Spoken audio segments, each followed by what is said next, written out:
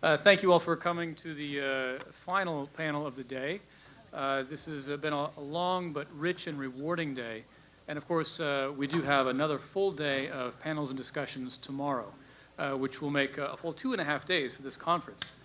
Fairly long for an academic conference. This conference has been going on so long, in fact, that Barack Obama was still president when we started. Yeah. Imagine that. This conference itself is now part of history. We have, for our final discussion today, really two mini panels. We have two mini panels. Our panel here will cover really all of Asia outside of Russia and China. So we're going to start with Dr. Robert Mariko of Princeton University, who will talk to us. Stanford University. From Stanford University. And he'll offer some reflections on the Reagan administration's policy towards the Soviet war in Afghanistan. After that, Dr. Elisabeth Leake from the University of Leeds will continue that conversation with a more broad look at the region as a whole, at the sort of the greater Middle East, the whole region from India to Yemen, along with some reflections on how the Reagan administration understood or perhaps misunderstood political Islam. After that conclusion of our mini panel, I may interject with a question or two for the two of you, and then we'll do an Obama-like pivot from the Middle East to East Asia, for our final two discussants of the day, Dr. Jennifer Miller of Dartmouth College, no relation that I'm aware of, a lot of Millers in the world. Dr. Miller will address the U.S.-Japan relationship, and then Clint Work of the University of Washington will address the U.S.-South Korea relationship. Thank you. It goes without saying, but thanks to the organizers and the sponsors, this has been tremendous, and for this child of the 80s, thoroughly enjoyable. So with that said, I'll just dive into it. Among the numerous battles that Ronald Reagan waged around the world, Afghanistan should, I would like to argue, perhaps foolhardily, be understood as the central front. It cannot claim this distinction because it received the most detailed attention from Reagan and his national security team. I think sustained deliberations about it really only happened during the second term. Nor should I make this assessment on the basis of the resources expended on it, although the CIA aid pipeline to the Mujahideen was itself impressive and unprecedented. Rather, the Afghan war's centrality should be understood in terms of the expectations and hopes that Reagan, George Shultz, and other policymakers affixed to victory there. No other battlefield, particularly in the Third World, held the broad, globally symbolic ramifications attached to Afghanistan, nor was any other anti-communist cause in the world, outside of Eastern Europe, I should qualify, nearly as popular within the American political spectrum. Yet consensus and belief carried their own costs, and the pursuit of victory limited what diplomacy could achieve to the detriment of Soviets, Americans, and Afghans alike. And the story begins actually with the surprisingly early inquiries by the Brezhnev government made to the Reagan administration about some sort of substantive talks. It appears that quite early on into the Soviet invasion, the Brezhnev Politburo realized it had made a terrible mistake. Fed up with the outgoing Carter administration and hopeful that they would have a better negotiating partner in Reagan, they made repeated inquiries about the possibilities of talks in 1981 and 1982. Although Soviet officials insisted upon the cessation of U.S. aid to the Mujahideen and sought international recognition of the Babrak Karmal government in Kabul, hints of flexibility in their position were visible, especially through Reagan's first year. The most serious entreaty, which I'll pay some very brief attention to, occurred in October 1981 when Ambassador Anatoly Dobrinin passed a démarche to Secretary of State Al Haig. Haig was struck by the Soviet communique, which offered to hold talks in a businesslike manner, in the spirit of realism, and without unnecessary polemics, and he suggested in his later cover memo to Reagan that this should be taken up, this should be taken seriously. This recommendation, however, in a really farcical paper chase, fell prey to the internecine warfare between Haig on the one hand and the NSC staff on the other. It's a long and convoluted tale, and I'll spare you it, but suffice it to say that Reagan did not actually learn of any of this until December, so the entirety of November had passed by, and he did 10 days before the Polish crackdown on Solidarity commenced, at which point discussions on Afghanistan were unlikely to take wing. Haig and his adversaries had in conjunction run out the clock. It's unsurprising, of course, from all we know of the just horrid interpersonal relations between these two groups, that Afghanistan would be one more issue of division between them. But I want to argue that this was more than a clash of personalities. Fundamentally different interpretations of the Soviet war and its broader importance animated the respective combatants on each side. The early Reagan White House was, of course, at least as susceptible as its predecessor to the popular notion that the Soviet invasion constituted a drive toward the Persian Gulf. Some further embroidered the thesis by rendering Brezhnev the long-awaited executor of centuries-old czarist schemes to acquire a warm water port. Haig, on the other hand, held to the same notion as Cyrus Vance's predecessor, understanding the Soviet invasion as a consequence of insecurity along their southern border and anxiety about the Soviet Union's own very sizable Muslim population. He continued to argue for limited talks with the Soviets on the issue. This ran into the following year. He was opposed very vigorously by National Security Advisor Clark. When the talks finally occurred in July 1982, they were fruitless, and Haig was already out of office. The failure of US-Soviet diplomacy in this early phase is really unsurprising, and I'm not here to offer you a marigold thesis arguing that there was some lost possibility for a comprehensive agreement at that early point. Even so, the factors apparent in this phase of the Afghanistan conflict shed broader light on the Reagan administration's approach to the struggle. More persistent, and I think more powerful than the thesis of Soviet imperialism, was a deep-seated skepticism toward negotiations with the Soviet Union in general, and regarding Afghanistan in particular. Broadly speaking, the hawks within the NSC distrusted diplomacy, viewing Soviet entreaties as efforts to legitimate the Kabul government or delay a Soviet withdrawal. They believed that Moscow was comparatively invulnerable to the domestic costs of counterinsurgency warfare. They tended to fuse czarist and totalitarian traits and create, in the process, a kind of hybrid adversary with the combined strengths of both. The Soviet Union would therefore be able to wage a long imperial war in Central Asia without facing any kind of serious domestic opposition. This kind of a grim assessment contravened much of the intelligence coming out of both Moscow and Afghanistan, where the United States retained a quiet embassy presence, but nonetheless it animated the early NSC staff.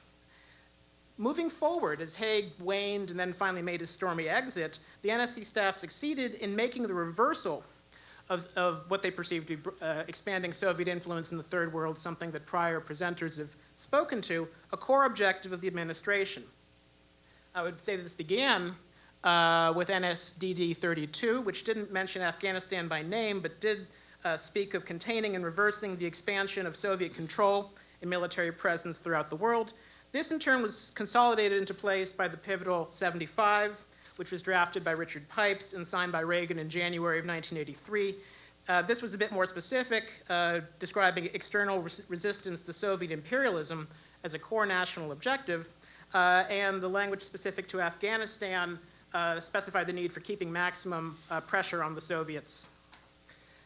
The imperial thesis, this was Pipes writing it after all, also appeared in this document. And the United States moved ever and ever closer toward a broader expansion of its aid pipeline to the Mujahideen, which began to happen in late 1983 into 1984. It's time, though, as well to speak of George Shultz, who is by now on the scene, replacing Haig. Shultz and Clark famously, and James Wilson has written, I think, very incisively about this, had a profound difference of opinion about NSDD 75. I do not believe that it touched on Afghanistan policy. It spoke to the merits of negotiating with the Soviet Union. Shultz disputed some elements of 75, but he did not contest the call for a Soviet withdrawal from Afghanistan. I don't personally believe that Shultz ever really embraced the imperial thesis. He recalled in a recent interview, "We didn't spend a lot of time figuring out why they did what they did. They did it."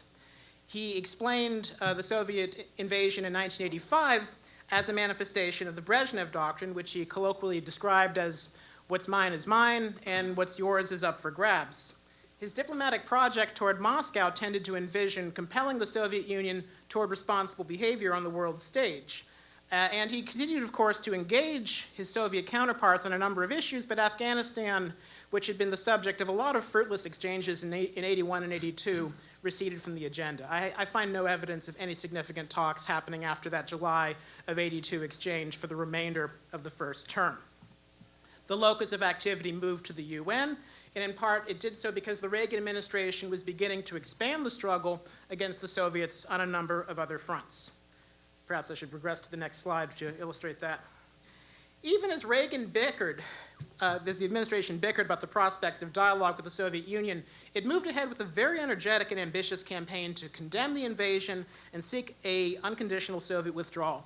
Throughout the 80s, resolutions at the UN passed by an overwhelming margin condemning the Soviet invasion. Only the Soviet Union, its closest allies in the Third World, and its Warsaw Pact friends managed to vote in opposition. Within the UN and also within international media, the United States repeatedly condemned the Soviet Union for atrocities committed in Afghanistan and included the controversial allegation that the Soviets were employing chemical weapons. This last part really incensed Gromyko and Dobrynin. They repeatedly told the Reagan administration to knock it off, but to no avail. Charles Wick of the USIA complemented this effort with a very broad, very effective public campaign around the world and also directed into Afghanistan. And yet the early results disappointed the Reagan White House. They set up the opposition that the Vietnam War had gathered around the world as a kind of counterpart, as a goal that they were trying to reach, and comparing the outrage Afghanistan elicited left them feeling very, very disappointed. It left them feeling that there was yet another double standard at work in the world. Even so, there was considerable sympathy for the plight of the Afghan people upon which they could capitalize. And in this arena, Congress actually took the lead, and the Reagan administration began to follow. Congress mirrored the example of the European Parliament in declaring March 21, 1982 to be the first of several Afghanistan days, pegged to the date of the new year in the Persian calendar. The Reagan administration responded belatedly, but with some vigor. This photo is taken after a signing ceremony on March 10, 1982. Reagan is embracing a young Afghan refugee who's just presented him with an Afghan flag. In his remarks, he praised a nation of unsung heroes whose courageous struggle is one of the epics of our times. He also dedicated the March 22 launch of the space shuttle Columbia to the Afghan people. There were also public observances of Afghanistan Day in a number of U.S. cities, drawing more than just the small Afghan-American community. Communal organizations of Eastern European Americans were particularly interested and turned out for the event, although I think the observation of this day fell off a bit in subsequent years. This combined rhetorical escalation helped to put the Soviet Union on the defensive, but I think in Moscow it also raised the cost of conceding ground to the United States on this already painful issue. Reagan's public diplomacy campaign, in short, constitutes the earliest evidence that his White House perceived the Soviet intervention more as a vulnerability than as a geostrategic threat to the Gulf. I would add as well that repeated presidential efforts to draw public attention to Afghanistan engaged Reagan's own interest and sympathies. To join the common refrain, he was very susceptible to feeling strongly about an issue after he met people affected by it. So as with the case of the Pentecostals, as with the case of the families of hostages, so with the Afghan refugees he met. The next photo, I should warn you, is a bit bracing. This is from January 1986, when he'd met some severely mutilated children of the war. And he wrote very angrily in his diary, "They were mere babies. I'd like to send the photos to General Secretary Gorbachev." When foreign leaders came to town, Reagan often recounted the atrocities being perpetrated in Afghanistan. Again, though, and I want to bring Congress into this, I think we've been well cautioned, he was not acting alone. Famously, Charlie Wilson, who was his district close to here, fairly local, I guess, by rest of the United States standards, worked to expand the aid pipeline. He got an entire movie out of this, but he's far from alone in that. As James Scott observed in his really critical early work on the Reagan Doctrine, aid to the Mujahideen was the one issue that could really unite Congress. Blocks of legislators who arose in opposition to aiding other rebels in the Third World had very little critical, or nothing really critical to say about aiding the Mujahideen. Conservatives needed no convincing that the rebels were fighting the good fight, and liberals were happy to endorse aid while opposing Reagan on other policy issues elsewhere in the world. They would therefore improve their anti-communist bona fides in the process. Ultimately, this strong foundation of support was probably too much of a good thing. For all the internal acrimony over Afghanistan that marred Reagan's first term, it seems to me that the objectives behind the aid pipeline received very little strategic discussion. Grand directives addressed Afghanistan by inference or very concisely, but it does not seem to me, based on what research I've been able to do, that very serious sustained discussion occurred before 1984. And it appears, taking this with the grain of salt of what we need to still break open in Simi Valley, that Donald Fortier of the NSC staff, an interesting figure who died very young of liver cancer in 1986, may have been the main instigator. He wrote to his boss, Robert McFarlane, "Our present policy appears to be one in which means are seldom re-examined and basic ends remain only loosely defined." He outlined what I think would be the contours of the Reagan Doctrine as applied to Afghanistan. This is a lengthy paragraph. I like particularly the notion that Afghanistan ought to be a mirror, reflecting our own displeasure for Soviet subversion elsewhere. Afghanistan could be treated as a pressure point upon which the Soviets could be punished for misbehavior elsewhere in the world or on other issues. Thereafter, under McFarlane's direction, the NSC staff worked to substantially broaden U.S. support for the Afghan cause, addressing critical questions such as media outreach, collaboration with the numerous NGOs that were aiding Afghan refugees, psychological warfare, and also humanitarian assistance. Shultz made his famous Reagan Doctrine speech in February of 1985, further shoring up U.S. support for the rebels. And the next month, he and Casey convinced Reagan to further expand assistance in the face of a large Soviet offensive in the country. NSDD 166, probably the most critical document I should share here, recommitted the administration to forcing a Soviet withdrawal from the country. It linked U.S. support of the rebels to U.S. credibility throughout the Third World, and it also, I think, very intriguingly posited, with the resumption of arms control talks in Geneva, it is important to signal that we will continue to oppose unacceptable Soviet behavior in other fields. Something worth lingering on. Schultz, it's worth highlighting, was a firm proponent of aiding the Mujahideen, even as he supported dialogue with the Soviet regime. He supported entirely the famous subsequent decision to send Charlie Wilson's Stingers to the rebels, and he also accepted the thesis that Afghanistan constituted a pressure point upon the Soviet Union where it could be made to suffer in exchange for being intractable on other issues. Even so, the sort of residual state NSC suspicion that had marred the early years, I find ample evidence that it persisted into the final years of the Reagan administration. There's also, I should note, a very ambiguous episode in December 1987 that I'm still puzzling with, in which Schultz did give ground on one really fundamental point, as the Soviet Union had already committed to a withdrawal from Afghanistan. Shevardnadze had told him, "We're getting out," previously. And that is in a December 10 luncheon with Gorbachev, Schultz accepted a link between ending the aid to the Mujahideen and the Soviet withdrawal. Reagan subsequently walked that back. The United States held to that position later on, and the very cynical Geneva Accords of the following year were concluded.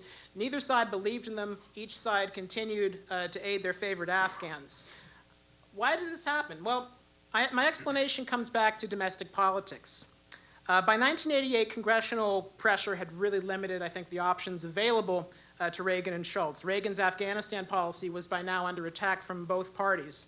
The Democrats had regained the majority in the Senate in 1986, and Majority Leader Robert Byrd accused the Reagan administration of preparing to sell the Afghan rebels down the river. Conservative scrutiny of the White House was also at a height and amplified a bit by unease over the INF Treaty. Reagan observed of his conservative critics, "It's amazing how certain they can be when they know so D-N little of what we're really doing." Were these attacks consequential? I think they did at least drive the administration to accelerate its public diplomacy. This is from the final Afghanistan day, in which to which Reagan invited several Mujahideen leaders. This was March 21, 1988, and awkwardly Shevardnadze was due to arrive the following day. And then in the subsequent negotiations, both Schultz and his deputy, Michael Armacost, told Shevardnadze emphatically that any deal on Afghanistan needed to make it by Congress. It needed to pass the legislative gauntlet. Separately, and perhaps most critically, in farcically questioning Reagan's support for the rebels, Congress forewent other types of legislative oversight. It didn't pose critical questions about the future of Afghanistan after a Soviet withdrawal. For my part, I have a very hard time thinking that Reagan ever envisioned withdrawing support from the rebels, and in any event, the problem never really confronted him. The Soviet presence in Afghanistan outlasted his presidency by several weeks.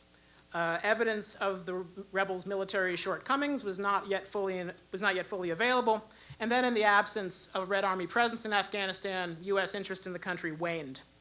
This suggests the first conclusion of this paper. Reagan's war in Afghanistan, although sometimes rationalized by the thesis of a Russian drive to the Gulf, was never primarily about securing a Soviet withdrawal.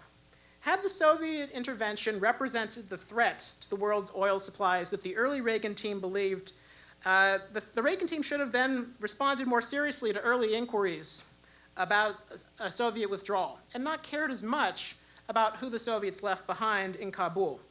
Although the imperial thesis had its adherents, especially in the popular sphere, I think its importance has been overstated.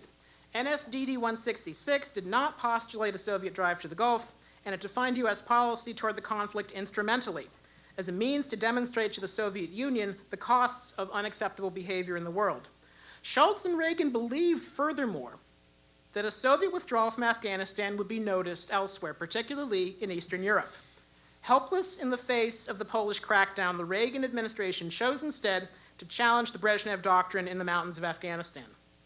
That is not to say that the Americans adopted the Afghan struggle dispassionately, concerned only with its global implications. Indeed, while Afghan relief and Afghan aid attracted support throughout the Western world, Americans felt a special sympathy for the Afghan resistance.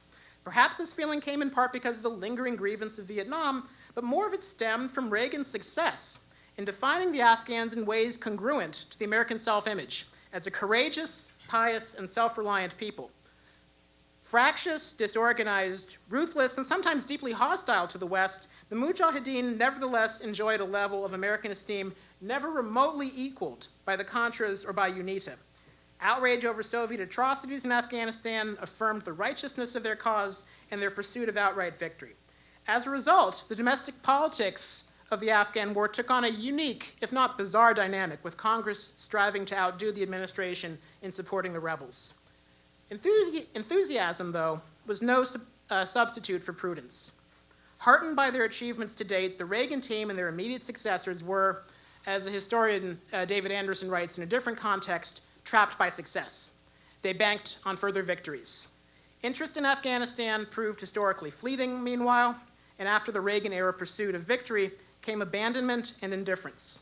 Robert Gates later wrote of the post-Geneva period, "Now the Afghans could resume fighting among themselves, and hardly anyone cared. For a while, anyway."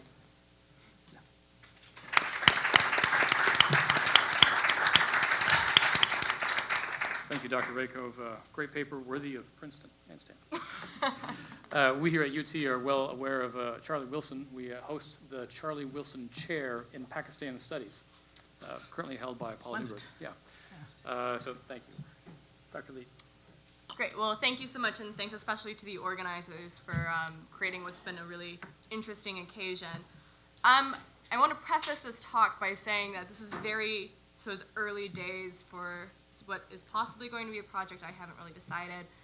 And I'd say this paper really focuses more, I suppose, on the global politics aspect of the conference title rather than Reagan as a political figure, Reagan the individual.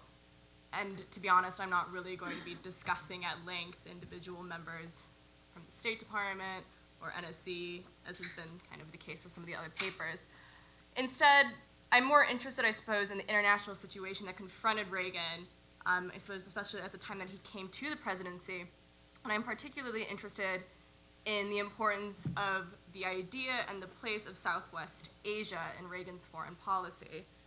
So this idea of Southwest Asia I find particularly interesting because of the way it amalgamated these different regions of the global south that frequently were discussed in isolation, and obviously discussed in different areas of the State Department, et cetera. And so Southwest Asia, as it described, included both South and Central Asia, the Persian Gulf, and it also extended into East Africa and the Middle East. So in that sense, it's this massive region, largely united, especially in kind of American policymakers' minds, with this question of Islam. But the thing that's really, I suppose, intriguing about the idea of Southwest Asia is that it necessitated analyses of factors that influenced a really wide array of countries, and also frequently countries that had not necessarily been considered together as a common area, particularly in U.S. strategic parlance. So in this sense, sort of building on some of the points that Rob made, I think it's important that we consider the Soviet invasion of Afghanistan and the revolution in Iran together and think about how both of these events kind of impacted this region as a whole. And I'm particularly interested then in how these two events affected, obviously Afghanistan, but really more for my own interest, I suppose, Pakistan, Iran, and India, so kind of looking at this littoral. And the thing that's really interesting about this region is the fact that throughout the time period, throughout Reagan's presidency, the entire region was very much complicated by a series of autonomy movements, and that's what I'm hoping to discuss today. And so I want to pose a couple of questions. I wouldn't say that this paper really has answers, it's more posing questions, but I wonder if some of the kind of breadth of autonomy movements that were occurring at this time, how those perhaps prevented Reagan and his administration from dealing with the Soviet presence in Afghanistan very effectively, because of this fear that the sort of events occurring within Afghanistan could spread, kind of like Rob has mentioned. And then the other point that I'll really be focusing is on this question of national sovereignty and kind of territorial integrity of states, especially in the region of Southwest Asia. And thinking, obviously we heard a bit yesterday about Iran, the idea of Khomeini as being this really terrible figure. But I think what comes clear from the research I've done so far is that Reagan certainly favored an Iran that existed. So Iran as a nation state, kind of that existed on the map, to kind of a Middle East without an Iran. So I think that's an important thing to reflect on. And then the last thing I just want to say, because we're kind of digging into the meat of the paper, is that I think this idea of Southwest Asia is important, I suppose to an extent, as a precursor to obviously discussions in the 90s of this kind of clash of civilizations. I don't want to say that there's a direct correlation between this idea of Southwest Asia and this clash of civilizations, but I do think it's important because some of the same themes and also kind of ethnic groups that we see coming to the fore of discussions within the U.S. government during the 1980s obviously come back to the forefront of policy making, both after 9/11 and even today too, particularly in discussions of ISIS. So the Carter and Reagan administration's interest in Southwest Asia resulted from two specific concerns, so containing Soviet influence and also, unsurprisingly, preserving Western oil access, so particularly after the context of the energy crisis in the 70s. So in the State of the Union address on the 23rd of January 1980, so less than a month after Soviet troops had entered Afghanistan, Carter declared that the region, which is now threatened by Soviet troops in Afghanistan, is of great strategic importance. It contains more than 2/3 of the world's exportable oil. The Soviet effort to dominate Afghanistan has brought Soviet military forces to within 300 miles of the Indian Ocean and close to the Straits of Hormuz, a waterway through which most of the world's oil must flow. So this situation demands collective efforts to meet this new threat to security in the Persian Gulf and in Southwest Asia. So the speech, which effectively outlined the Carter Doctrine, emphasized the need for cooperation with local states as well as the need to prevent Soviet access to the Persian Gulf. Reagan then reaffirmed this policy in NSDD 32 of May 1982, and there he also indicated the need to contain and also roll back Soviet influence and preserve U.S. alliances in Southwest Asia. The directive went on to point out that, quote, unstable governments, weak political institutions, inefficient economies, and the persistence of traditional conflicts create opportunities for Soviet expansion in many parts of the developing world. The growing scarcity of resources such as oil, increasing terrorism, the dangers of nuclear proliferation, uncertainties in Soviet political succession, reticence on the part of a number of Western countries, and the growing assertiveness of Soviet foreign policy all contribute to the unstable international environment. And then he goes on, for these reasons, the decade of the 80s will likely pose the greatest challenge to our survival and well-being since World War II.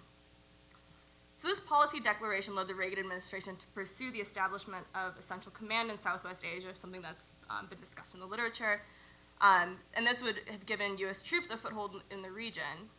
However, the efficacy of a U.S. Central Command was predicated on the continued stability of the region.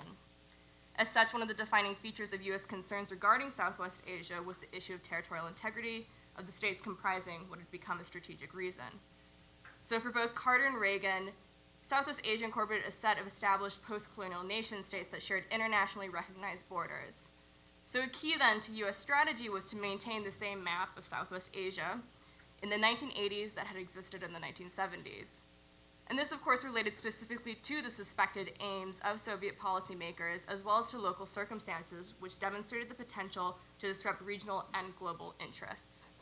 So as one CIA analysis pointed out, the ethnic geography of Southwest Asia is such that crisis and confrontation in the region are particularly prone to stir up separatist activity and the self-determination issue.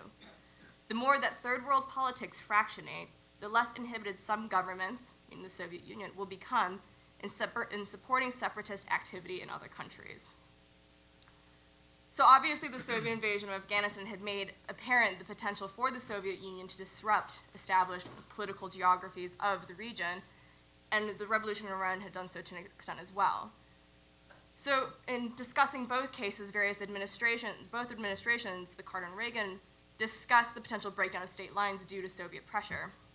These concerns presaged the Carter Doctrine and is focused on this strategic region.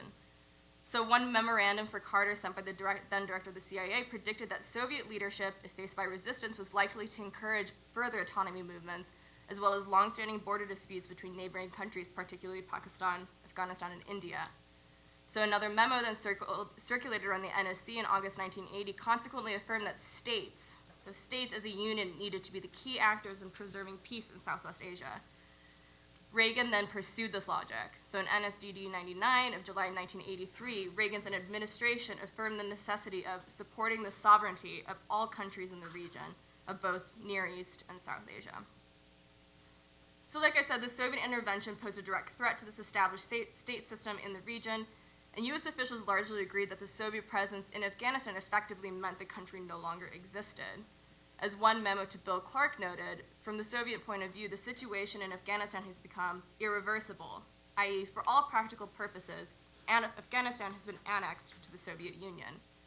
So this meant that instead, Afghanistan now served as a launch pad, or at least kind of in potential American viewing, for further Soviet intervention into Southwest Asia. So as Rob also mentioned, a number of officials highlighted a longstanding belief that the Soviets desired port access to the Indian Ocean and the Persian Gulf. So by expanding the de facto Soviet boundaries southwest through Afghanistan and then potentially beyond into Iran and Pakistan, that would be achieved. So in this sense, particularly kind of given the broader regional relations of the time, and the obviously tense relationship between the US and Iran, Pakistan consequently provided the critical opportunity for the US to demonstrate its dedication to the territorial sovereignty of Southwest Asia states. So regional relations obviously necessitated a renewed US-Pakistan relationship. As one NSC memo noted, promoting dialogue between Reagan and Zia, Soviet access to Pakistan would allow the naval bases along the eastern approach to the Persian Gulf, would enable them to attack Iran's southeastern flank, and would thoroughly undermine US political influence and credibility in the region. So the outcome of this and other discussions of the US-Pakistan relationship are well known. Rob's obviously told us a lot about that as well, and so there's obviously this kind of prolonged US aid to Pakistan, particularly in the name of the Soviet invasion of Afghanistan. But while US aid has really been the overwhelming focus of the scholars acknowledging the US-Pakistan relationship of the 1980s, a far less obvious, but really what I would say more critical factor in US-Pakistan relationships was, in fact, the territorial sovereignty of Pakistan. I mean, if you think about it, US aid could really do little if Pakistan ceased to exist or succumb to international conflict.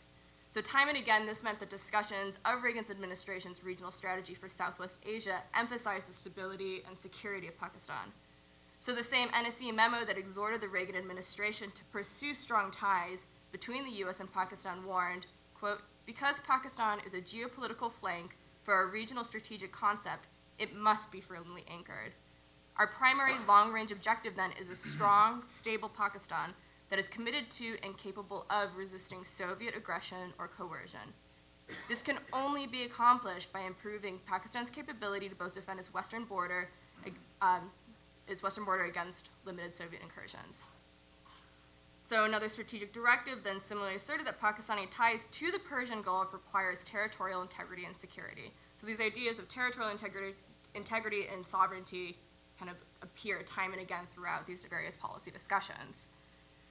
So U.S. confirmation that the territorially bounded nation state of Pakistan needed to be preserved is probably an obvious point. But the issue of the time was that circumstances on the ground belied this assertion. So the most immediate concern was the threat of Soviet incursions across the Durand Line, particularly as millions of Afghans fled their homeland and settled in camps across the border in Pakistan's Northwest Frontier province. American observers worried about border transgressions and their implications for Pakistan's broader security.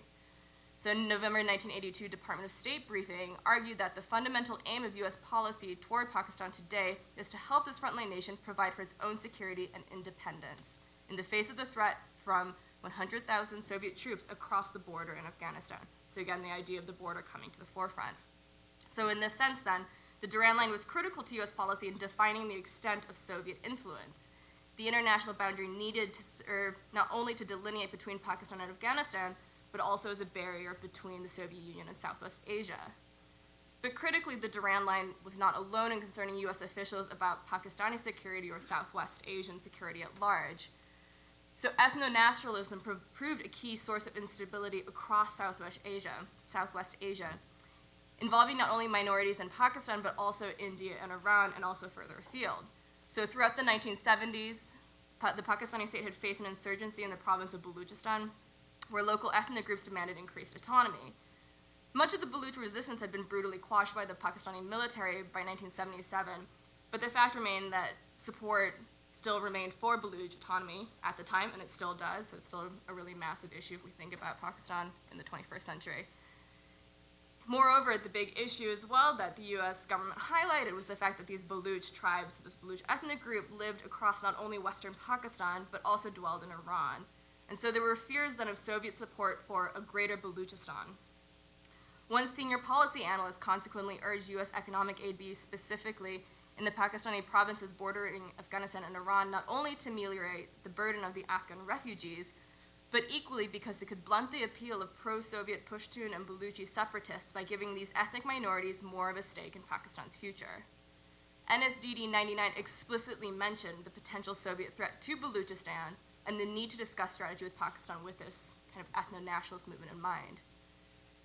Conflict also persisted in Pakistan's southeast border, this time affecting India as well. Since the partition of India and Pakistan in 1947, Sikhs in Indian Punjab had agitated for increased rights and autonomy, and a movement for a Sikh state, or Khalistan, began in earnest in 1978. So the rise of Sikh fundamentalism had a huge impact on India, and also an impact on the US as well. So if you look at kind of policy papers about Sikh fundamentalism, this idea of terrorism really comes to the fore. So the Sikh fundamentalist movement is really critical for Reagan conceptions of terrorism as well during the 80s. And this was particularly because of the widespread impact of the Khalistan movement. What I mean by this is the fact that Prime Minister Indira Gandhi was assassinated by her Sikh bodyguards after Operation Blue Star, and this unleashed a wave of violence across the subcontinent as Sikh communities were attacked. This mattered not only within the domestic politics of India, but also because it aggravated Indo-Pakistan relations. So much as Pakistani leaders throughout history and today drew on the specter of India and its friendly relationship with the Soviet Union to justify pursuit of nuclear weapons, Indian leaders accused Pakistan of encouraging unrest in Indian Punjab. So Indian officials claimed Pakistan had established training camps for Sikh terrorists who crossed the international border from Indian Punjab and Rajasthan. So this was a really pernicious issue then as the U.S. tried to deal with the Soviet invasion of Afghanistan, with relationships with Pakistan, and relationships with India. So the Reagan administration, on one hand, was convinced that Indo-Pakistan relationship needed to be improved and that the Reagan administration could play a really critical role in doing this. But at the other hand, because of these continuing kind of trans-border issues and kind of ethnic conflicts, at the same time the US government didn't feel capable of addressing this issue. So the demand for Khalistan then is notable in the context of this paper for a lot of reasons, and it highlights that autonomy movements and border disputes complicated 1980s regional relations across Southwest Asia. And I think it's important as well because so frequently we think of India so much as a South Asian state and think very specifically about either US-India relationships or specifically the Indo-Pakistan relationship. But I think by looking at India within the context of Southwest Asia, we really see kind of how these different autonomy movements are spreading across the region and how there are kind of these common concerns emerging for a lot of these countries at the same time. So autonomy movements then had the ability to undermine national security and sovereignty, and this then shaped inter-regional and intrastate affairs. Just as the demand for Khalistan, alongside persistent tensions over Kashmir, renewed tensions between India and Pakistan during the 1980s, disputes regarding the transnational Kurdish community fed into the Iran-Iraq War of 1980-88. So in this instance, both the Iraqi and Iranian governments attempted to use their Kurdish minority populations to sway Kurdish resistance in the opposing country. So very much then, like the question of the Sikhs between India and Pakistan, or the Pashtun community that lived across the border in Pakistan and Afghanistan, Kurdish ethno-nationalism served as a political tool in two countries' disputes within Southwest Asia.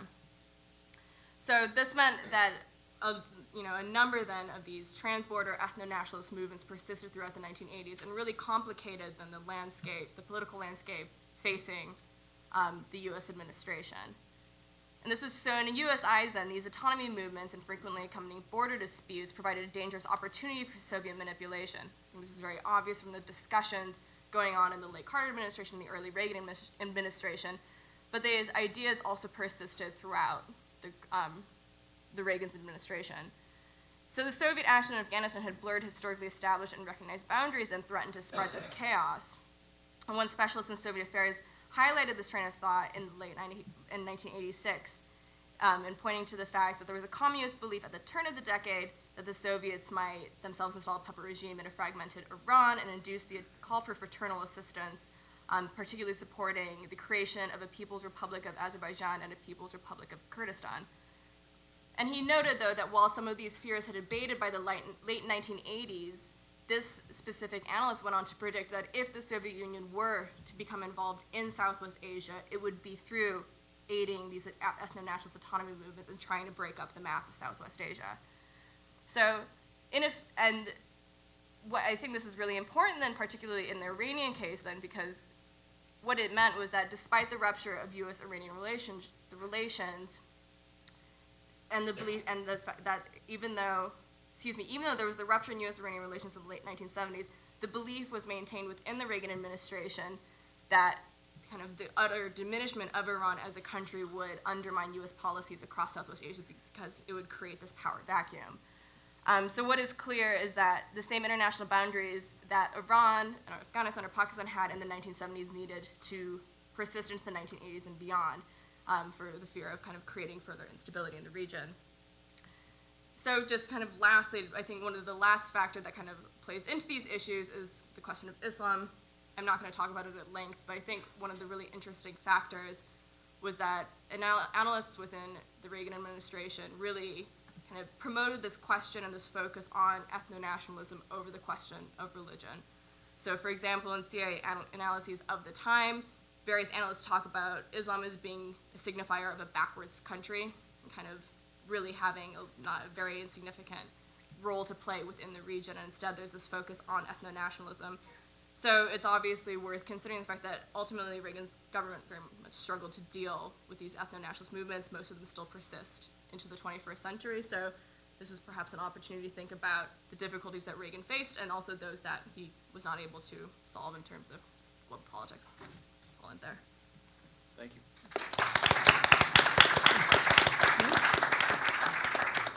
Well, thank you both. And I'm going to take moderator's privilege and actually interject one question right now before we finish off with our final two panelists, because I really enjoyed the kind of interplay between your two papers. And Dr. Leake, I'm glad you mentioned at the end your observation about Islam and the way it was perceived in the Reagan administration. You expanded upon that a bit more in your draft paper, and I wanted to actually ask about that.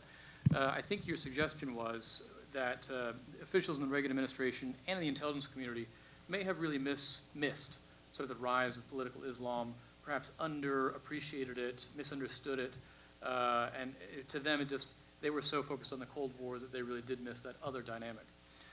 So my question is in two parts. A is, Rob, what do you think of that? Do you agree? And then for both of you, if they had had a proper understanding, whatever that is, would that have changed the Reagan administration's policy towards the end game in the Afghan war? would they have maybe approached the negotiations differently if they had a proper understanding of the Mujahideen and of the Pakistani government and of Islamist movements in the region? So, first off. The force of sentiment that I think I've observed is it's just so powerful, and it would probably have dug in against a perception of, say, the Haqqanis or Hekmatyars in the mix. It may be, in conjunction with other factors, might have strengthened Schultz's hand as he thought about life beyond a Soviet withdrawal. I don't have the documents together, and I think a lot more needs to be released. But it does look like there were more serious and interesting discussions about a post-withdrawal Afghanistan happening in late 1987 than we knew about previously. But I should also throw in, I think, the well-known caveat that there were a lot of layers of separation, not just geographical. The Mujahideen who were going to travel to Washington were going to be the ones who could tolerate being around Americans, and the Pakistanis were managing quite a lot on the ground. But this is a region of the world where tropes just have this amazingly powerful influence on the American mind, and the drive for the port, which is attached to this absolute myth about Peter the Great. I feel like our great-grandchildren are going to be hearing about this. It just won't die, even though it was a forgery that the French put out. So I guess I'm a bit pessimistic. Yeah, I think Rob's point about kind of these persistent tropes, especially within this area of kind of Northwest South Asia, is really critical. And I think what becomes clear, at least from the papers that I've looked at to do with the Reagan administration, is kind of this overwhelming focus on the idea of the tribe as a socio-political organization rather than focusing on questions of religion. And this sort of assumption that tribal politics would play out over and beyond questions of religious allegiance, questions of kind of religious alliance in terms of the political kind of politically active groups within I guess in Peshawar. But I do think to an extent considering the fact that the administration showed a high degree of ambivalence towards the fact that the resistance, the Mujahideen, was so fragmented, and that there was very little attempt by kind of CIA analysts or other American representatives to try to promote some form of cohesion within this group, or to kind of really focus, I suppose, on what these various political organizations were actually promoting, rather than just the idea of being backwards. Or, you see this kind of the term backwards or fundamentalist coming up time and again in the analyses, but there's never any definition or explanation of what that actually meant, or and there's no discussion either of what sort of political future any of these groups were actually promoting. So I think in that sense, if there had been, a bit more awareness, and I think, less of a kind of dominating focus on kind of these very, Orientalist colonial ideas of how state or tribal society worked within the region, then yes. Yeah. That's, it's fairly pessimistic, if I'm understanding you both. It seems that you're suggesting that policymakers' preconceived notions, kind of the worldview they come into office with, are so powerful. It's extraordinarily difficult to recognize new information and to incorporate it into a new forecast going forward, new information like the rise of political Islam. Yeah. Well, thank you both. I'll hand it over now to the other Dr. Miller, who will take us to the other end of Asia, and we'll talk about the other part of this region. Okay, well, I want to open by reiterating everyone's thanks for such a wonderfully organized conference and for including me in it. I also want to open with a confession that my paper, too, does not place Reagan at the center. As I was writing this in December, I got very interested in the question of narratives around trade in American politics, and especially narratives that connect free trade to claims of American decline. So that was sort of the mindset in which I was writing this paper. And finally, I wanted to note my connection to Fritz's paper yesterday, who talked about extensive foreign investment in the United States in the 1980s, and the inflow of foreign money. And much of this money was, in fact, Japanese. The Japanese were some of the biggest buyers of U.S. debt in the first half of the 80s, and moved over to investing in U.S. companies and properties in the second half of the 80s, the most prominent being Columbia Pictures, the purchase of Rockefeller Center. I'm going to focus on trade rather than investment in my paper, but I wanted to mention that Japanese investment and purchase of US debt is sort of another key element of what I'm going to talk about that connects it, I think, very closely with what Fritz was talking about yesterday. On March 4th, 1981, the editorial page of the New York Times published an unusual plea. Please, Japan, return the favor, occupy us.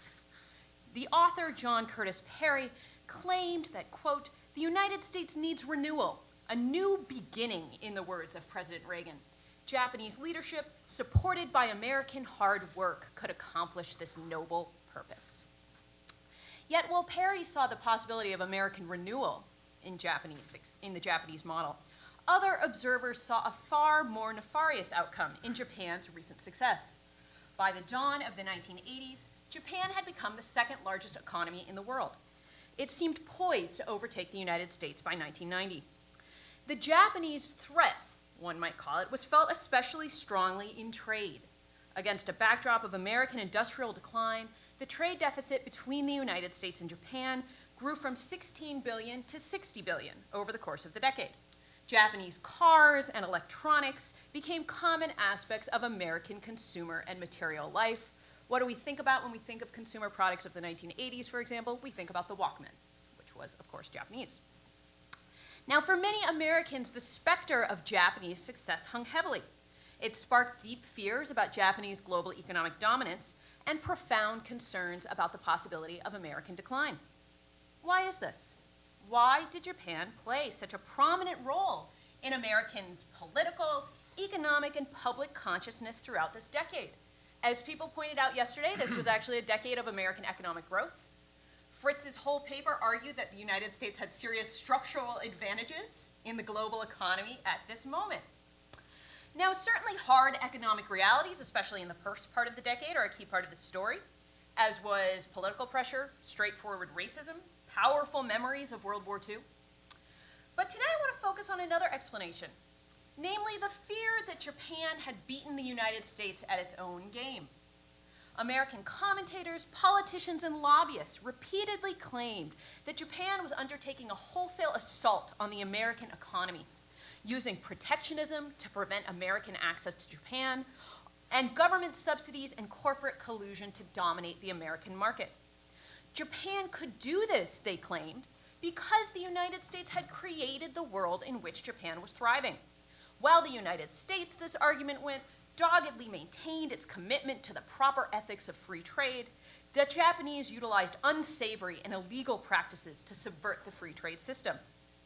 Equally alarming, prominent observers argued, was that Japan's success exposed the possible weaknesses of America's own economic model.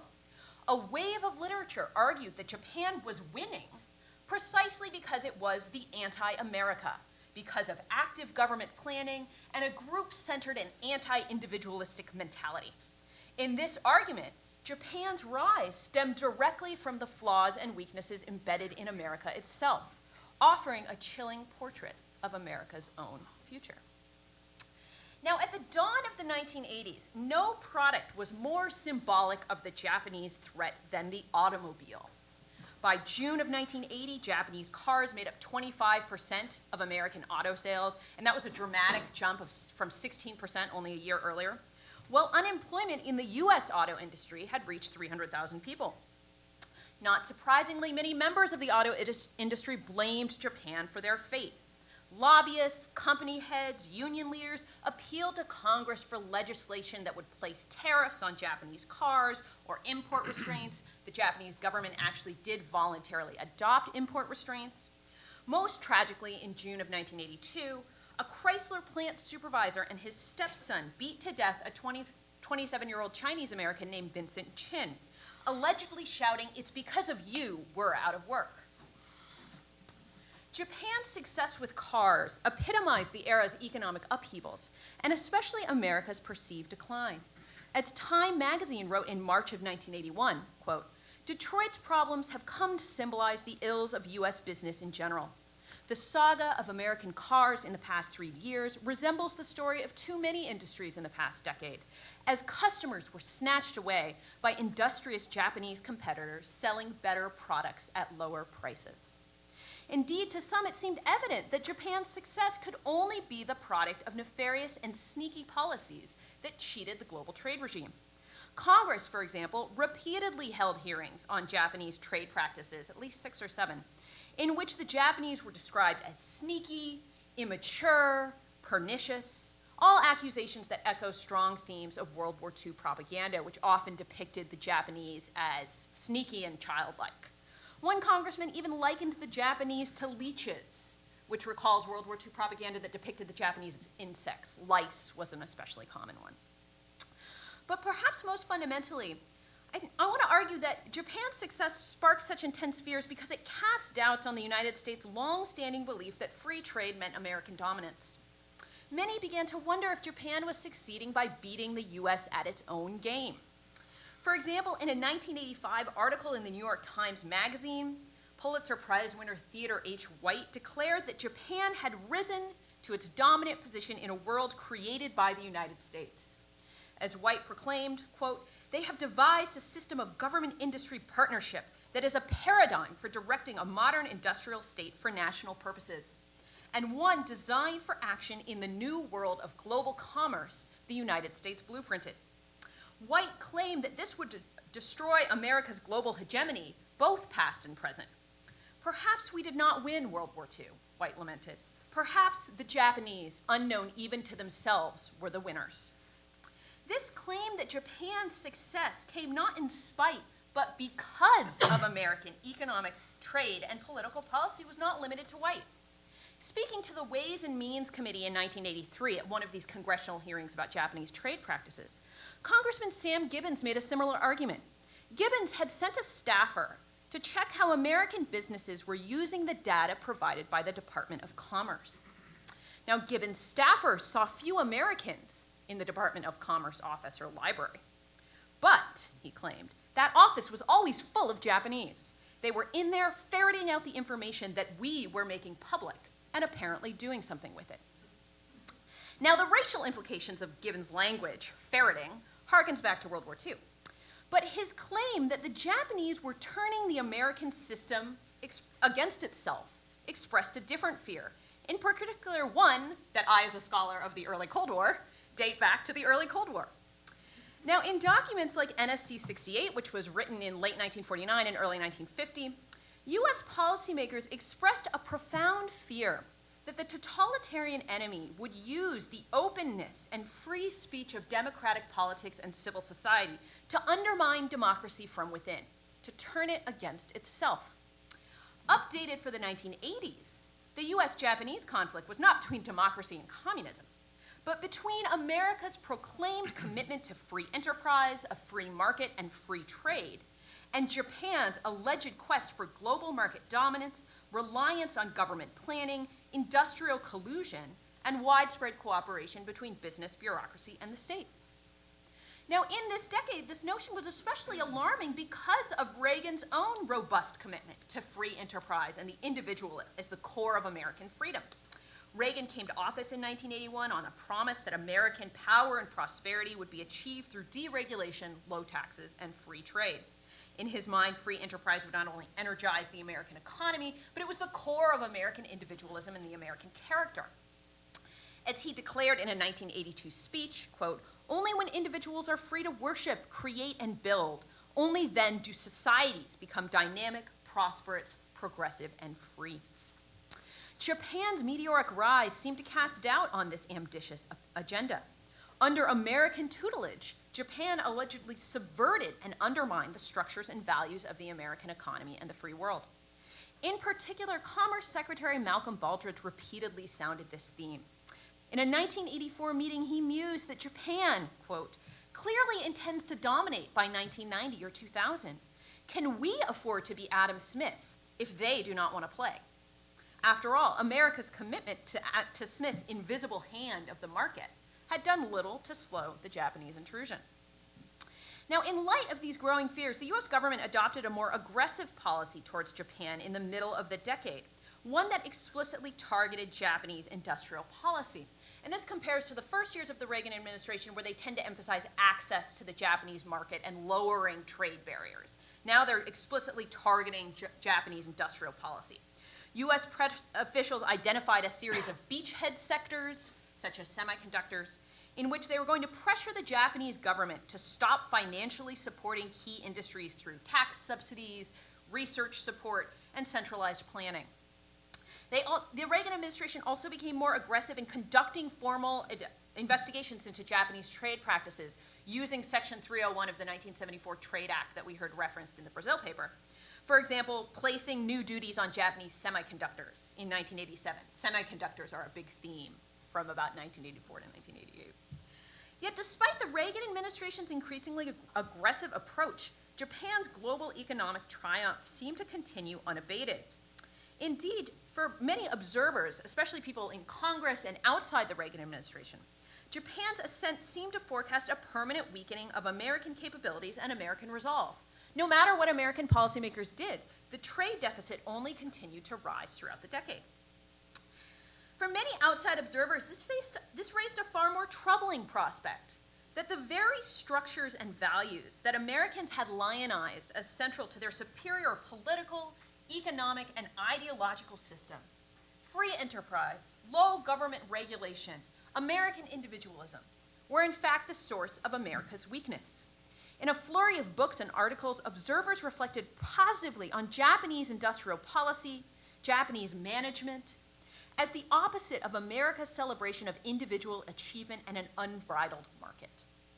For example, in his surprise 1979 bestseller, Japan is Number One, Lessons for America, Harvard sociologist Ezra Vogel proclaimed that the Japanese succeeded because they valued agreement and consensus rather than individual brilliance and charismatic and authoritative leadership. In the guise of pursuing freedoms, Vogel warned, we have supported egoism and self-interest and have damaged group or common interests. So Vogel's essentially arguing that America is weak because of individualism. Other authors cited the United States' commitment to a free market as the cause of its moribund economy. In his 1982 book, Miracle by Design, The Real Reasons Behind Japan's Economic Success, Frank Gibney lambasted lower taxes and market competition as the source of Americans' problem. And Gibney is aiming to be far more critical specifically of Reagan than some of these other authors.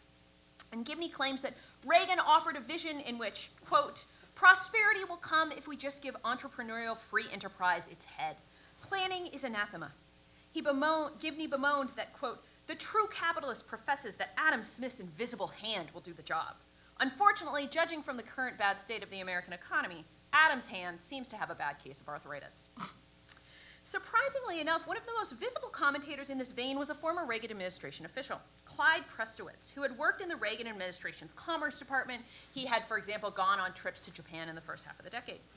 In his 1988 book, which went through multiple printings, Trading Places, How We Are Giving Our Future to Japan and How to Reclaim It, Prestowitz offered a sobering assessment of America's failures. American individualism, he claimed, had given way to, quote, an ethic of every man for himself, as in the me generation of the 1980s. Like Vogel and Gibney, Prestowitz proclaimed that it was America's own loss of purpose that had paved the way for Japanese success. Ultimately, I have come to the strong belief that the issue is neither Japan nor the US-Japanese relationship. Rather, it is the United States. In the words of Pogo, we have met the enemy, and he is us. Our problems with Japan are only symptomatic of a larger flight from reality. In the final analysis, our trade deficit and our inability to compete with Japan spring from the same willful disregard of reality and self-delusion as the decay of our central cities, the permeation of our society with drugs, and the decline of our educational system. So in conclusion, I argue that the intense anxiety over Japan's economic success during the 1980s did not just stem from the direct economic impact, political pressure, or the use of historical frameworks like World War II, though I think these were all central to the American response.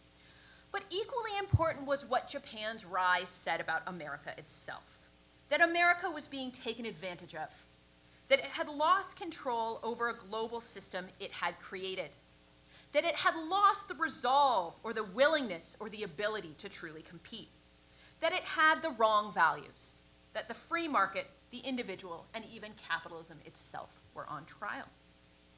Ultimately, numerous observers declared that Japan was profiting not simply because of its illiberal practices, but because of America's own institutional and ideological weaknesses, because of America's own lack of purpose and resolve. Reiterating languages, ideas, and anxieties that deeply shaped the United States' conceptualism of the communist threat throughout the Cold War, they depicted Japan's rise as potent evidence of America's demise. Thank you very much.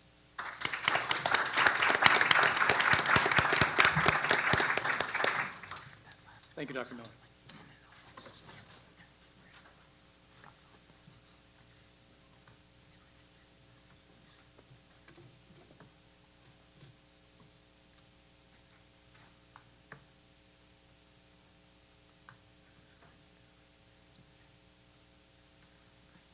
Excuse me.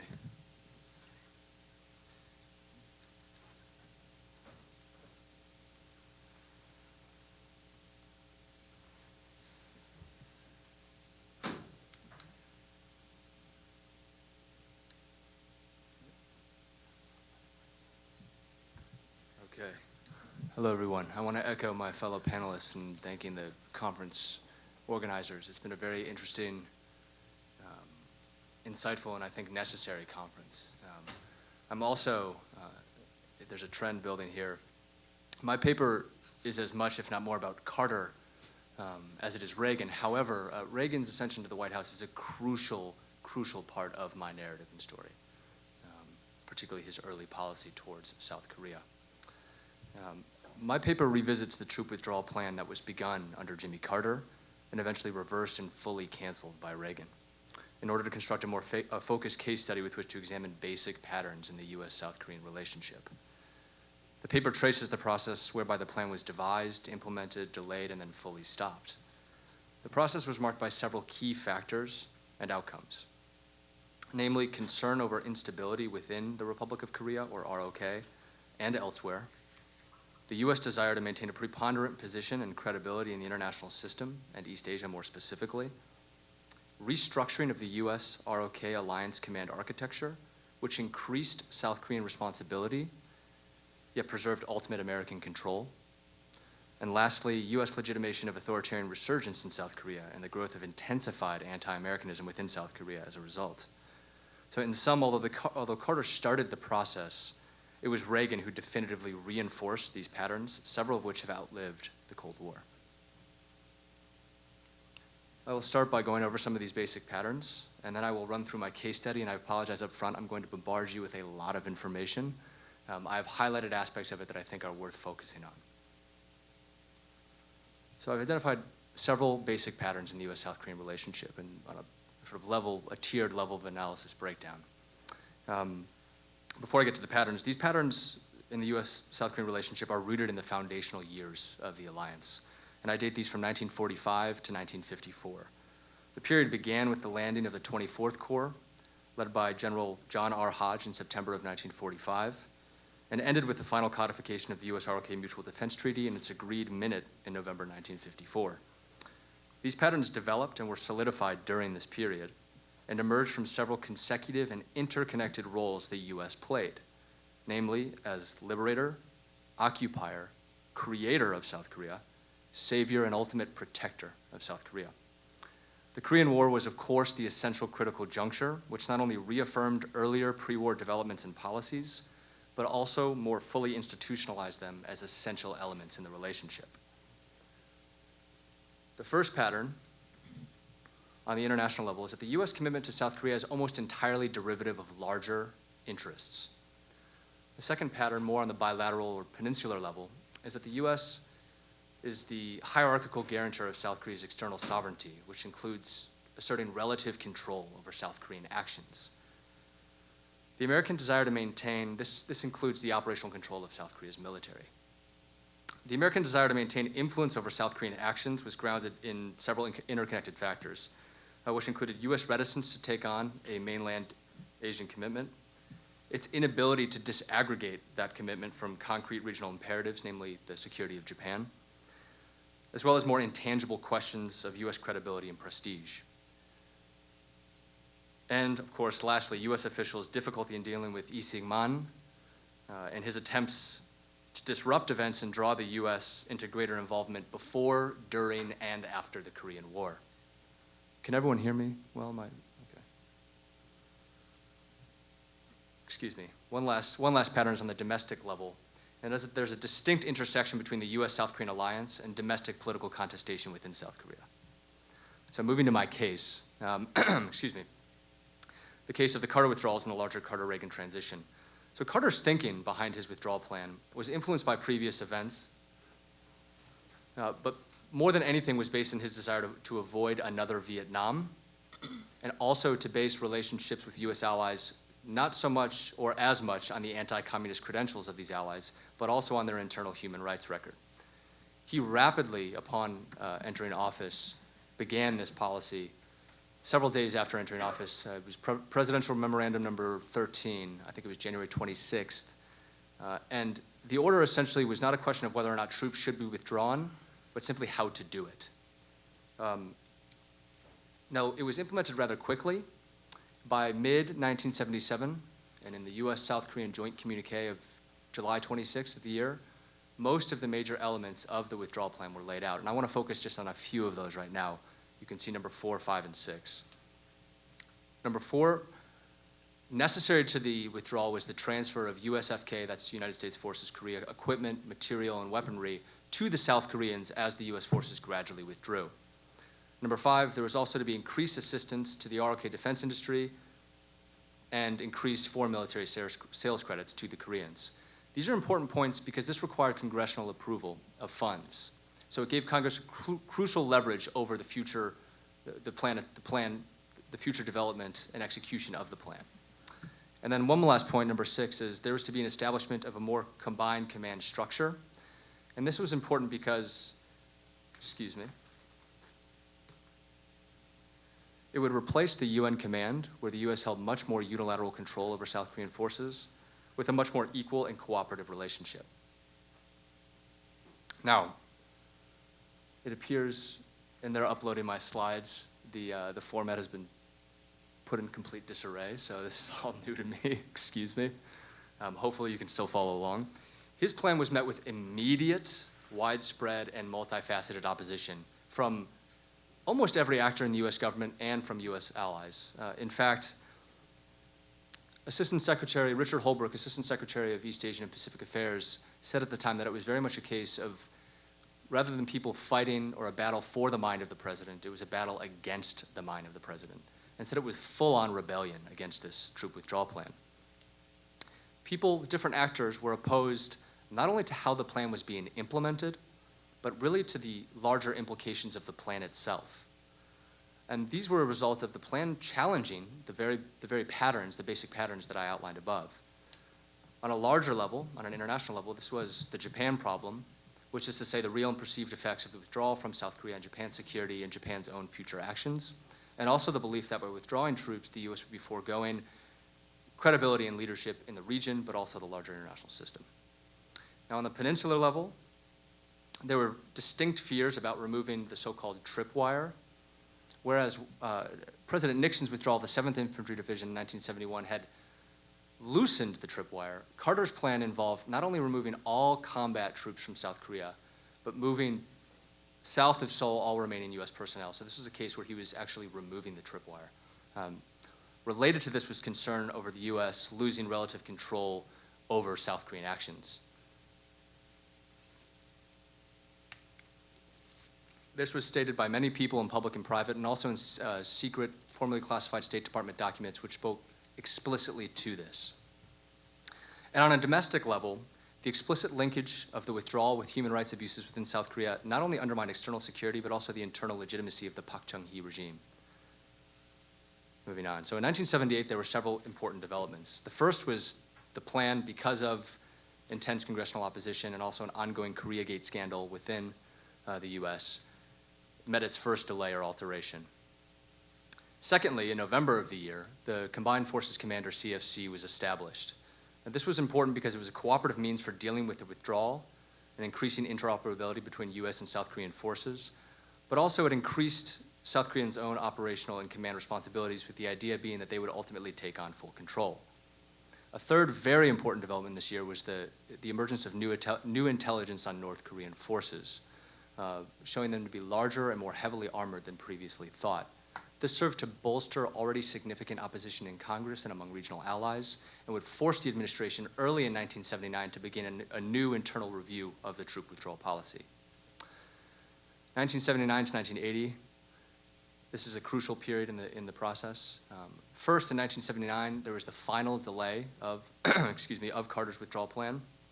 And what's very remarkable about it is Carter, in his announcement, or National Security Advisor Brzezinski's announcement of Carter's decision, he lists all the rationales in delaying the plan that the original opponents of the plan had been voicing since 1977.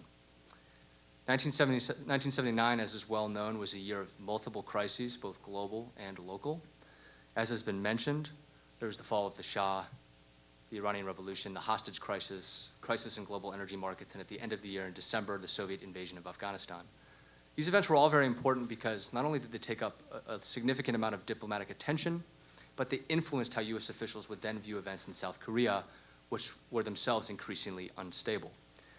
The year was marked by economic and political turmoil within South Korea, capped off by the assassination by the head of the Korean Central Intelligence Agency of longstanding South Korean dictator Park Chung-hee.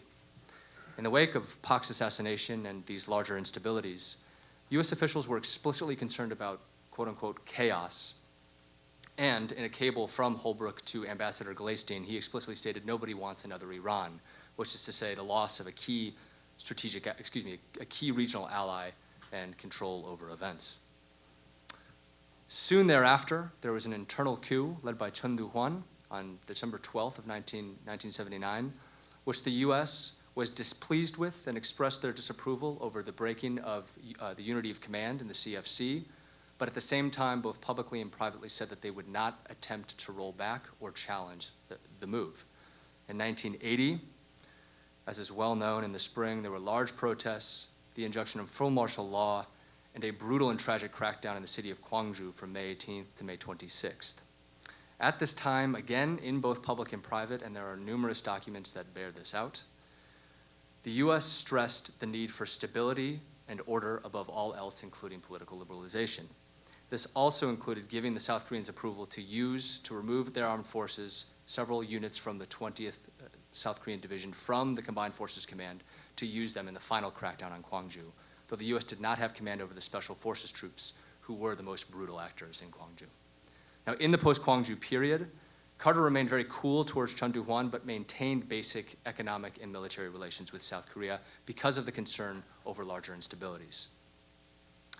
However, as is well known, Carter losing the election in 1980 became very much a lame duck president, and this was borne out in relation to the fate of an opposition politician named Kim Dae-jung, and this was somewhat akin to the negotiations over the Iranian hostages as well, where the Carter administration began negotiations with the South Koreans and pressure on them to spare Kim's fate, but the negotiations were actually taken up by the incoming Reagan administration, particularly incoming National Security Advisor Richard Allen, and what ended up happening was the South Koreans traded Kim's fate, no longer executing him, for a very important early visit to the White House in a Chun-Ronald Reagan summit.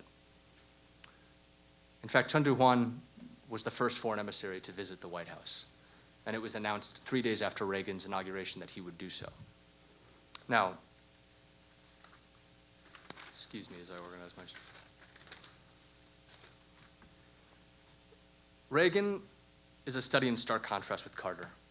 This is, of course, not a revelation in both domestic and foreign policies, but especially in the case of South Korea, and this was immediately evident when he came into office. Whereas Carter had attempted to de-link and draw down the US commitment to South Korea and had pressured the South Korean ally on their internal human rights, Reagan, for his part, viewed the US commitment to South Korea in a way that it could not be disaggregated from other US commitments, for example, Taiwan and, of course, Japan.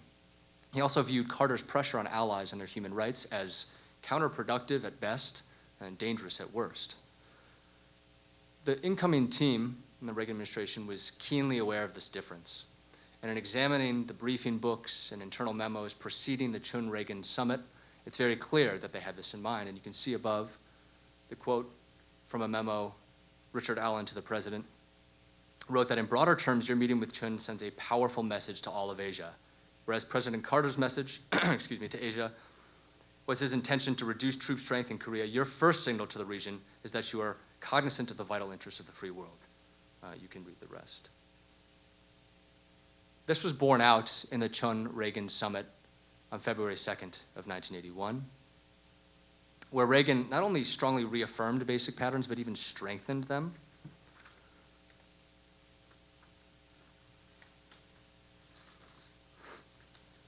On the international level, in terms of larger interests, Reagan was explicit that the US-South Korean relationship was a source of reassurance to Japan.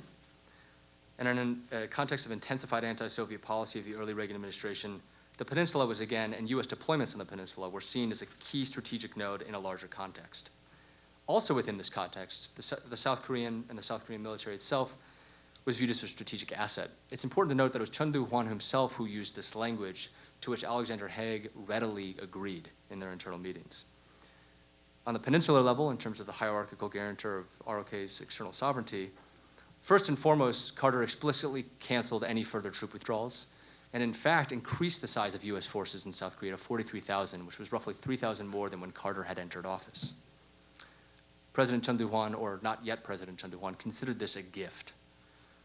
He also, Reagan, that is, the Reagan administration, excuse me, okay, I'm finished, exerted relative control over South Korean action. This was one, in getting Chun to give up the North Korean nuclear weapons program, and also to further and more deeply institutionalize the combined forces command structure. On the level of domestic politics, the Reagan administration was keenly aware of the role this summit would play. As Richard Ronald remarked in that same memo, Chun's ability to meet with you validates and legitimizes his leadership in Korea as no other single event could.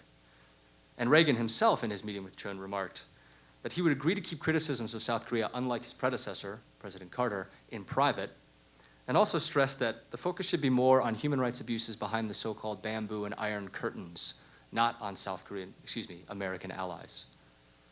Now, in closing, beyond the inadequacies in its implementation and the intrusion of near-term crises, Carter's policy was opposed and failed because of the uncertainty it posed to these basic patterns that I have laid out. Now, Reagan was firmly intent to adopt a different foreign and national security policy in general and a US-South Korean policy in particular. However, rather than being a wholly original approach, his was a vigorous reaffirmation of these same patterns, if in a new context. These patterns are very important because they're highly contextual, they're rooted in the formative years of the South Korean-US relationship, and they remain salient today despite very different conditions within South Korea, the region, and in the larger international system. Thank you very much.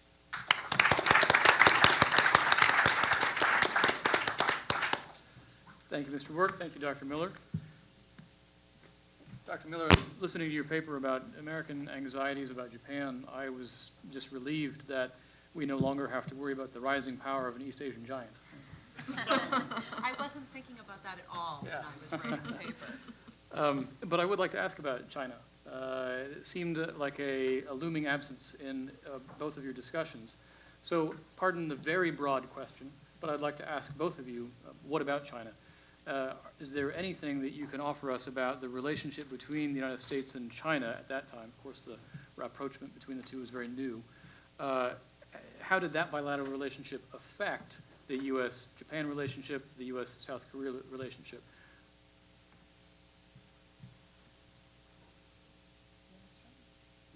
Sure.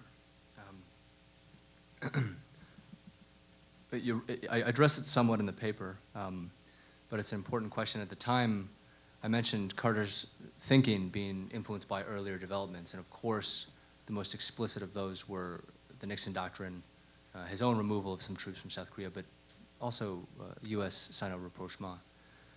And a key element of South Korea's relationship with the U.S. being derivative and subsumed by larger interests is that when U.S. perception of these larger interests shifts, their perception and the nature of their commitment to South Korea also shifts.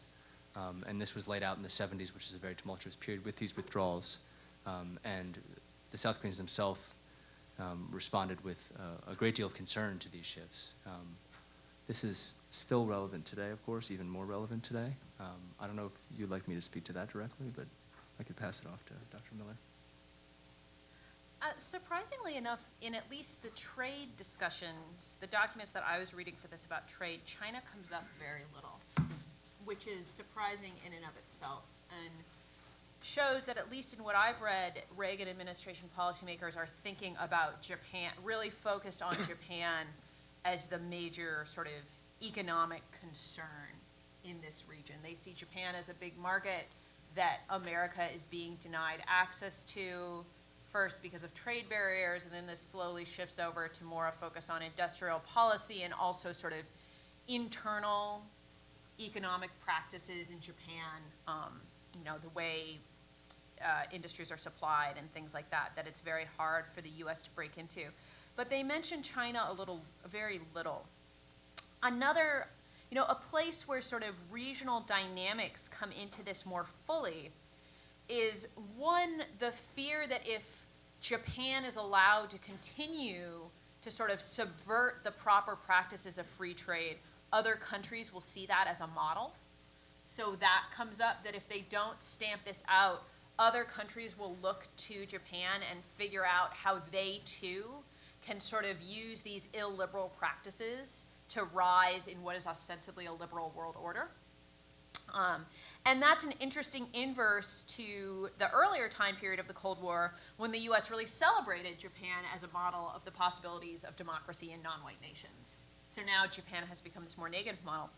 The other place where more regional concerns come into play is that, along with this criticism of Japan as sort of subverting the free trade system and taking advantage of American openness on trade, is something that's a constant theme in the U.S.-Japanese relationship, which is this belief that Japan has also taken advantage of Americans' largesse in defense, and that they are not playing their proper role in defense. They're not expanding their military. They're not doing defense spending.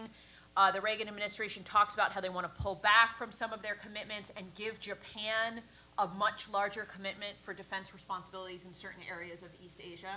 So I think that's more we're thinking about China, where yes, there is those rapprochement, but they're still figuring out exactly what that's going to mean, sort of security and strategically, in the 1980s. That's where the question of China comes into play a little more with this. And this criticism that Japan doesn't do enough for its own defense is a constant story. I mean, they write the new Japanese Constitution with Article 9.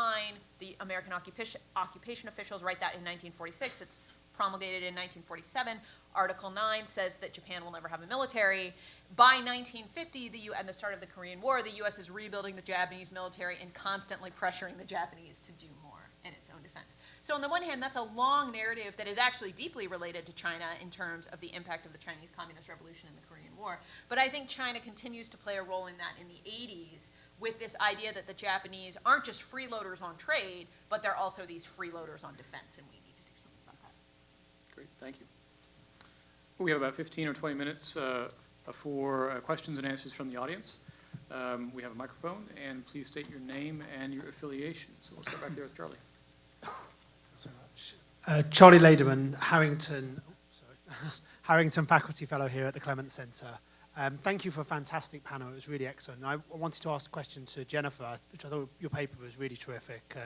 One of the things I wanted to ask about was the interconnection between what's going on in East Asia and what's going on in the Middle East and in Southwest Asia, because one of the other things which I think is also being complained about at this time is the United States is essentially being responsible for the sea lanes that are bringing oil from the Middle East to Japan, which is so reliant on foreign oil. I was wondering if you can say something about that and the importance of oil politics. I know we've talked about oil yesterday, and I'm sure we'll talk about it again tomorrow with the Middle East, but if there's just anything in relation to Japan and how Americans are perceiving that. So that question of sea lanes and who's responsible for protecting them is one of the issues that comes up early in this question about how far the Reagan administration officials want to push Japan to be responsible for its own defense. And I can't remember the exact specifics, but they have this idea that Japan is going to be responsible for much more of that sea lane defense than they've been responsible for in the past. And the Japanese government, especially Nakasone, Prime Minister Nakasone Yasuo, who Reagan actually has quite a good relationship with, is says they're open to that idea, but it doesn't quite play out the way the Reagan administration is hoping. The other place, though, that oil politics really come into play here in terms of the intersection with that is in this domestic fear about automobiles, which of course comes very much out of oil politics. One reason Japanese autos are selling so well is because they have better gas mileage. They're smaller, they're cheaper, they have better gas mileage.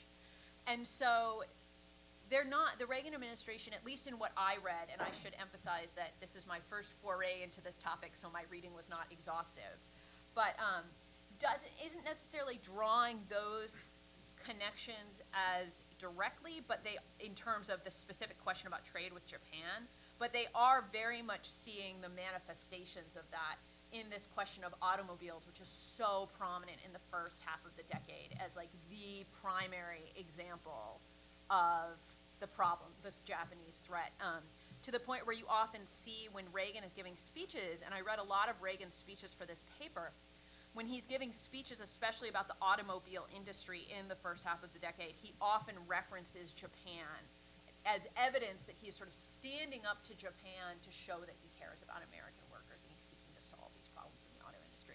So there are these direct defense, in terms of oil politics, there are those direct defense elements in this question of can they get the Japanese to expand its commitment to the defense of the territorial waters surrounding Japan. But then there's also this other intersection that manifests itself domestically in this fear of Japanese cars. So I know that didn't fully answer your question. Let's go ahead and stay up there, Cindy. Cindy Ewing, pre-doc at the Clements Center. I have a question for Elisabeth and Rob. One of the things I took away from Elisabeth's presentation is that sometimes artificial spatial configurations can serve to facilitate policy motivations. You mentioned Southwest Asia and the Duran Line as examples. It brings to mind maybe another spatial configuration that's sometimes used in a fictional sense, which is neutrality. How much does Afghanistan's neutrality, it's a longstanding member of the non-aligned movement, for example, factor into American policy thinking? Does it appear at all in any of the directives or documents that you reviewed for your papers? Thanks. What is striking in U.S.-Soviet dialogue about Afghanistan, the sort of curtailed chapter that overlaps the Hague period, and then actually then resumes under Schultz much later, is that they agree about, they at least they seem to agree on the end that they're trying to reach. They agree on the desirability of an independent, non-aligned Afghanistan, although I should hasten to add, I've done a little work on this, what meaning you attach to non-alignment can vary quite widely. Cuba is a member of the non-aligned movement. The United States doesn't want to see that replicated, that model replicated in Afghanistan. So it's really a question about how to get there. And it winds up being a lodestar, I think, for both governments. And I think to kind of build on what I was saying in my earlier answer to Paul, there's some very intriguing discussions of a kind of Austrian-style arrangement for Afghanistan. Or Gorbachev, for that matter, talked about it as a Finland, which is a really apt analogy in a way for what the kingdom had, the kingdom under the king, Mohammad Zahir Shah, up until 1973, where Afghanistan was very quiet in the realm of foreign policy and very deferential to its northern neighbor, but otherwise functionally quite independent. But once lost, it proved very difficult to regain that. Just super briefly, I mean, I suppose I have a slight issue with calling Afghanistan a neutral country, especially in the 20th century, because I think if you look at its foreign policy, and especially then the relationship between its foreign policy and its regional policy, I think what you do actually see was that the Afghan government was not neutral, and especially is when you kind of arrive at the question of foreign aid and development, and where money can come from, that certainly affects its politics. I mean, Afghanistan wanted to be included in CENTO, for example, and in the Baghdad Pact. So I think that in and of itself demonstrates that I don't think Afghanistan's really ever been a neutral space, and I think a lot of that's been applied to it rather than necessarily being as a cause of the agency of the government, but I think in that sense, kind of its place within global politics needs to be kind of reconfigured.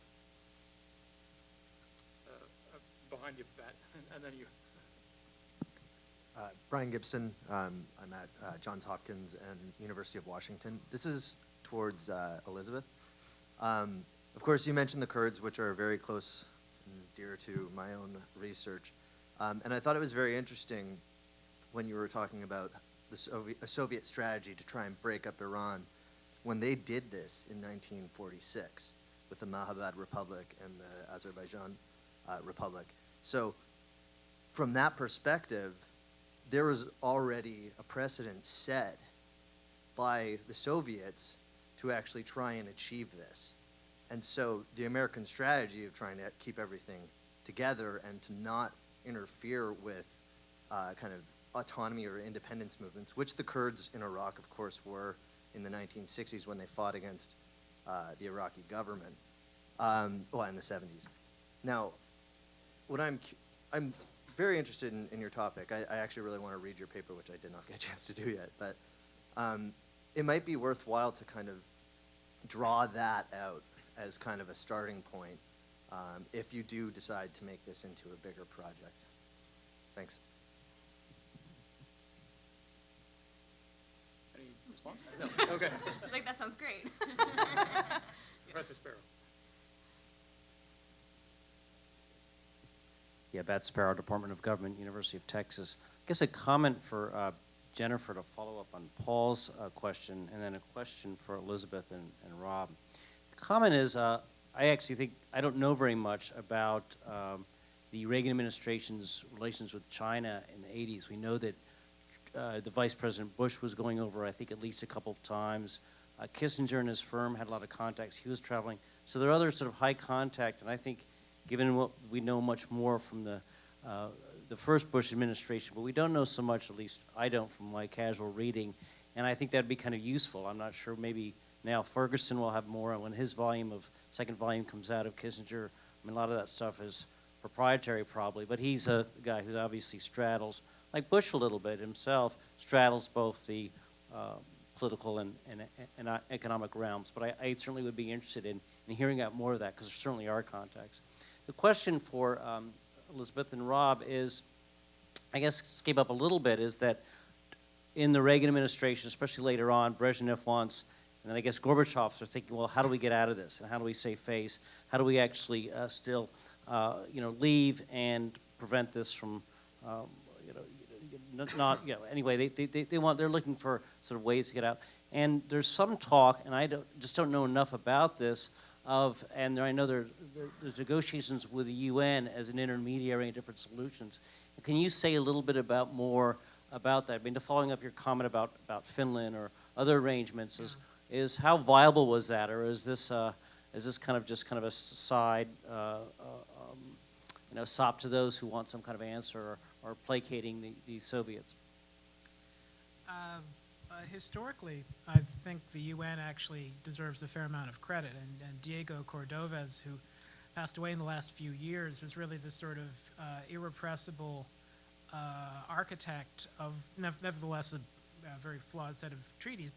He had to keep going back and forth because the Pakistani government would not extend recognition to its neighbor. And he also had to keep tabs on opinion in Washington and Moscow. The book Out of Afghanistan, co-written between him and actually also the recently deceased Selig Harrison, is really indispensable in that. It's interesting. I think the Harrison chapters have elements I found myself doubting as I got into the documents, particularly with regard to the Reagan administration. And so the UN functioned, I think, in the absence of serious superpower diplomacy, as Washington and Moscow found other things to talk about productively, and also as Soviet fatigue finally hit critical mass in Gorbachev himself, and this is well chronicled by Artemy Kalinovsky, decided that time was up. So I think it was a helpful part of the overall solution, but by itself insufficient. I'll just make one brief point, I suppose, related to what I was discussing in my paper. I think kind of this idea of Afghanistan as a Finland is problematic, especially if we consider, obviously, a lot of times when we talk about the Soviet invasion of Afghanistan, we talk about the US, we talk about the UN, we talk about the Soviets, we talk about Pakistan. We don't talk as much about the Afghan regime itself. But I think when we think about the Afghan communist government that was in place, one of the critical factors I think that really would have prevented this idea of a Finland from emerging was the fact that the Afghan government refused to recognize the Durand Line as an international boundary between Afghanistan and Pakistan. And the Geneva Accords that finally led to the Soviet withdrawal avoided this issue. And so this is obviously really important even today if we think about the fact that this border is still disputed. But I think in that sense, because of the way the Geneva Accords were agreed upon and the fact that these very long-standing regional tensions were not addressed meant that that conflict was going to persist regardless of what was decided at the UN or the way that the US or the Soviets tried to influence the discussion.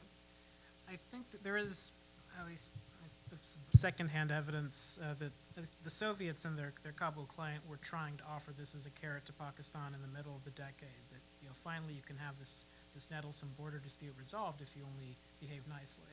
Though how firm an offer that was and how durable, I leave to you to research. Yeah, it was not firm. Okay. All right, we got time for just a few more. I'm going to come over to this side of the room, if you will.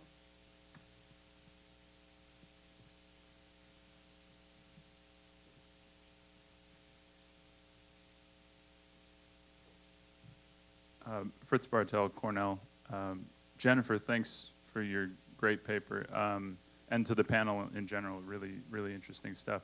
One kind of suggestion, an interesting way to look at it, I think the Reagan administration's attitude towards the dollar is almost as important as its attitude towards Japan, because they're basically identical, and the dollar appreciates something like, I don't know, 40% from 80 to 86, and this is precisely why Japanese products can flood the U.S. market. And their defense of this action is that this is the magic of the free market doing its job.